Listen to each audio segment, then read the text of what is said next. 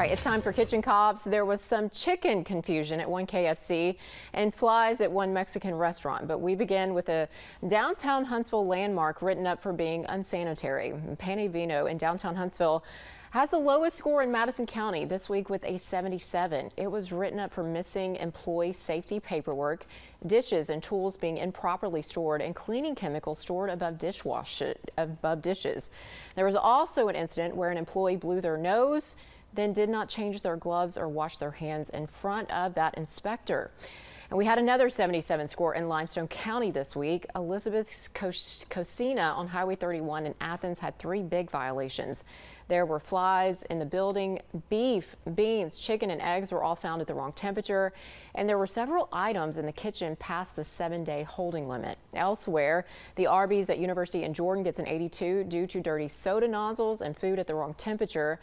A Taqueria El Paisano on Florence Boulevard was written up for mold in the ice machine, foods with incorrect date marks, and unmarked chemicals in the kitchen. It gets an 80. And the KFC on Highway 72 near Shields Road gets an 84 due to dirty soda nozzles and confusion over proper chicken cooling protocol.